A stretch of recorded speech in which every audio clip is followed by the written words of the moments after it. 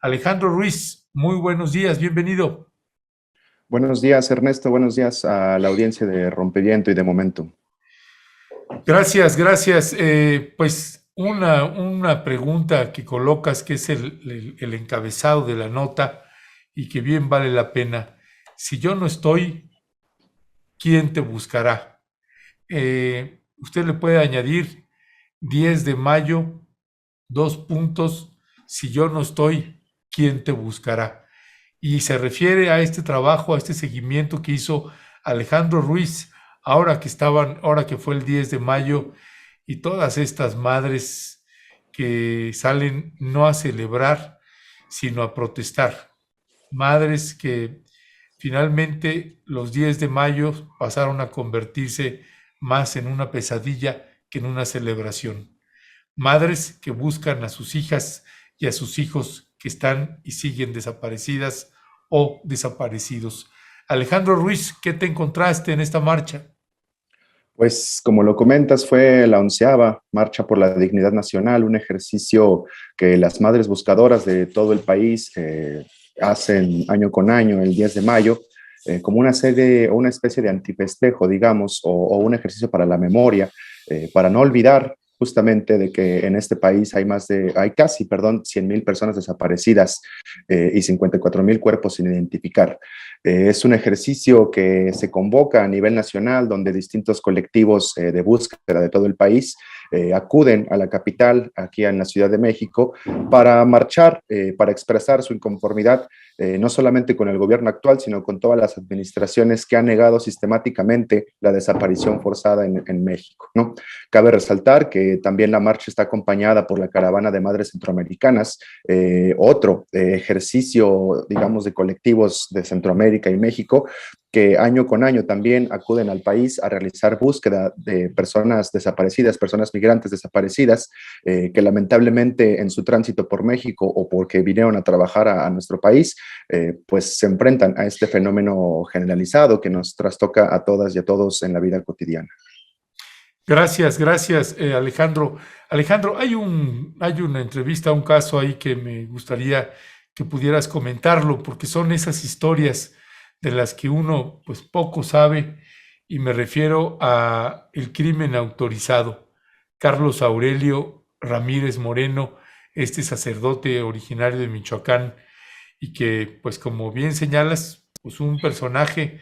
de esos entrañables que siempre en municipios y poblados, pues uno siempre quiere tener ahí al lado. Cuéntanos quién es Carlos Aurelio Ramírez Moreno, Alejandro. Así es, el padre Carlos es un sacerdote que años atrás oficiaba misa en el estado de Michoacán, y como pasa con muchos sacerdotes cercanos a la teología de la liberación o estas corrientes progresistas de la iglesia, se fue vinculando poco a poco con las familias de las personas desaparecidas para auxiliarles en la búsqueda, para un poco también dar consuelo a este dolor que padecen estas personas familiares.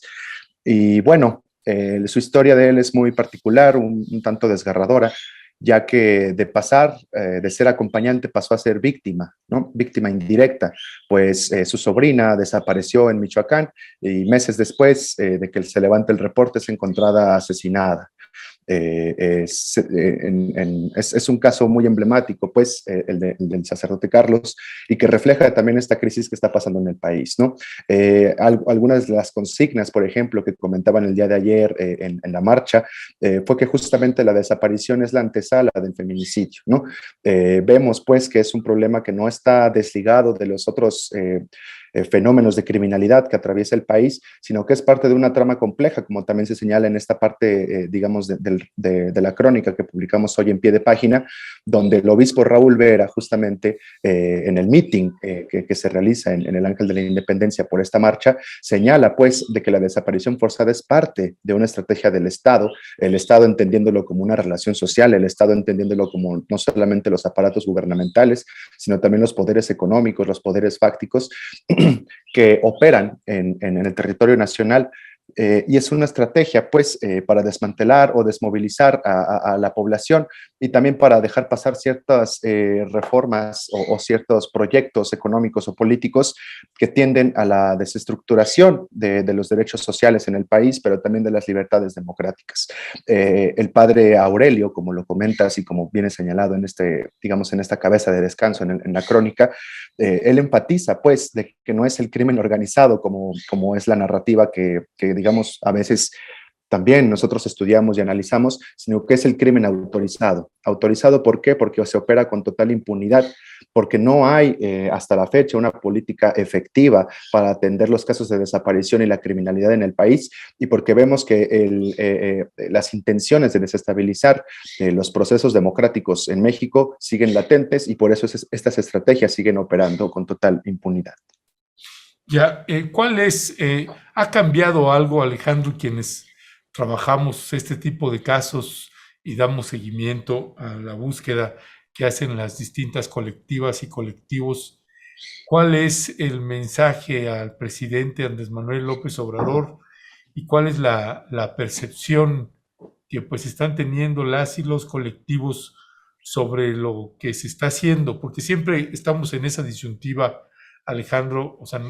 por ejemplo, hablando a título personal, me queda clarísimo que es una enorme diferencia la atención y seguimiento a los casos de la administración de Peña Nieto y Felipe Calderón a la administración del presidente Andrés Manuel López Obrador. Hay pues muchos avances, pero también pues muchísimos estancamientos. Y entonces, ¿cómo medir? ¿Cuál es el termómetro que identificas pues que están teniendo las colectivas que finalmente son las personas directamente afectadas, estas madres, estas lobas aullando por los cachorros y las cachorras desaparecidos, Alejandro Ruiz?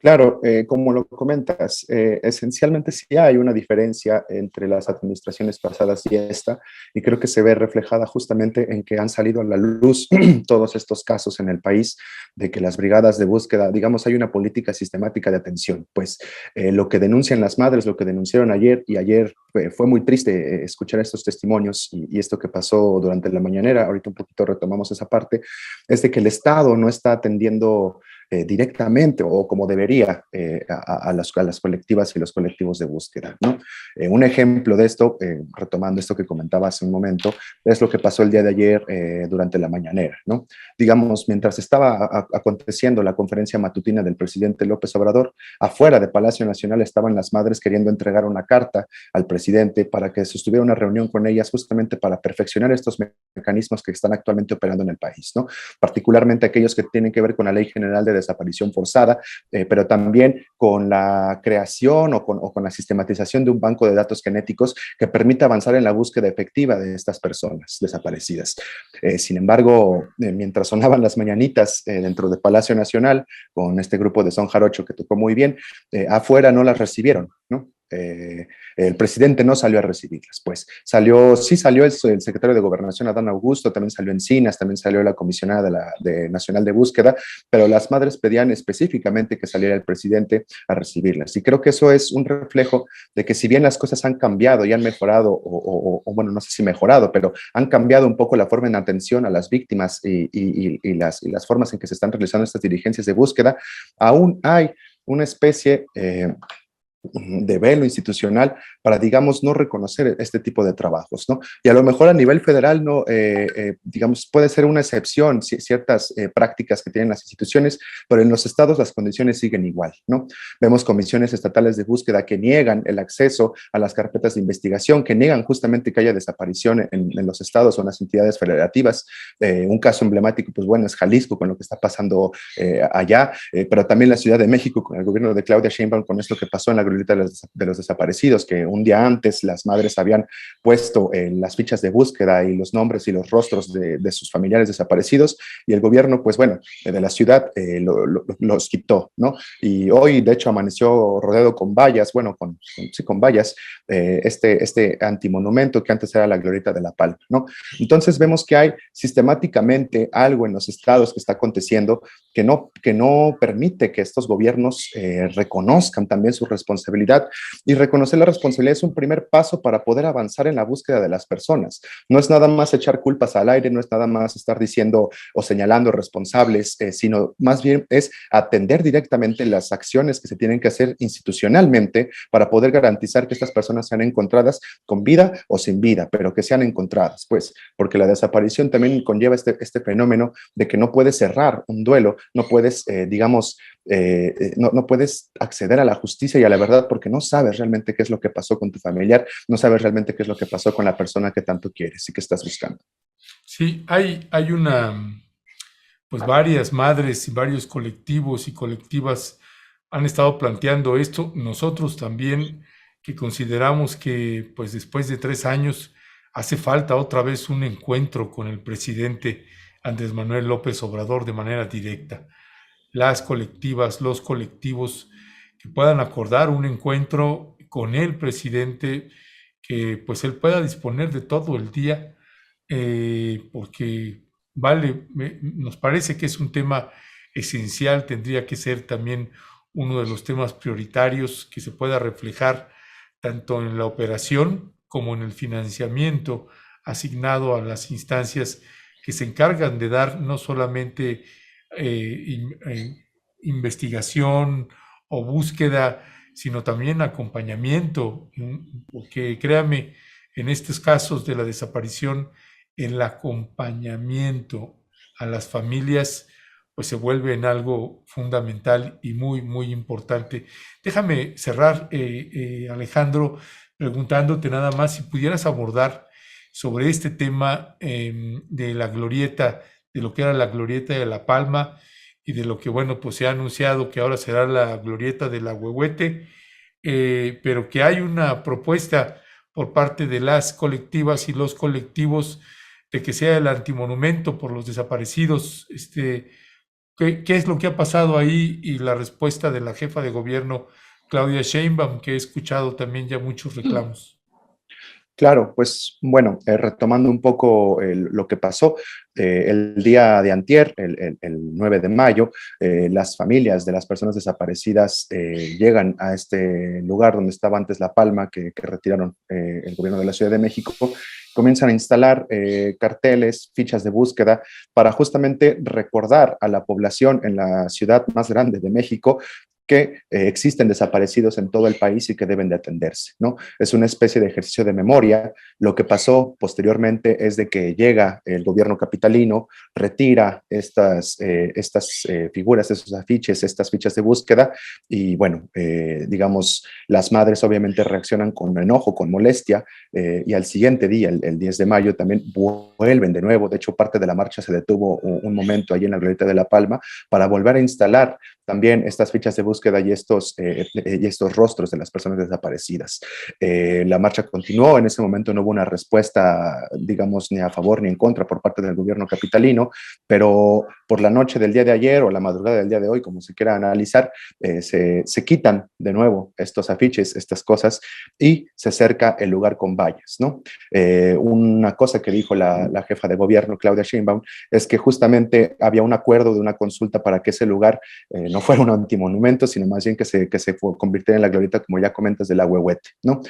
Creo que debería de reflexionarse por parte de las autoridades gubernamentales. También debería de haber un diálogo con los colectivos de búsqueda de aquí de la capital que están denunciando fuertemente que aquí también hay desaparición forzada.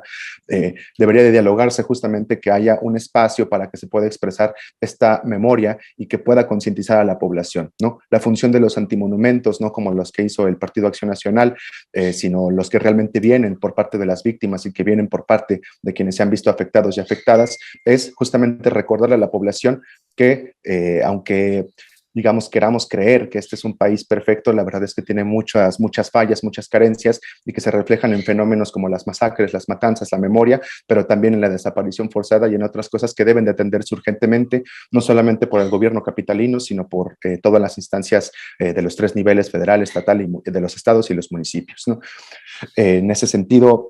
yo esperaría realmente que hubiera una reflexión por parte del gobierno, creo que las madres también esperan lo mismo y de que pueda justamente dialogarse como lo buscan con el presidente de la República, ¿no? Y retomo igual ya para concluir esto, y creo que viene muy ad hoc esta cita del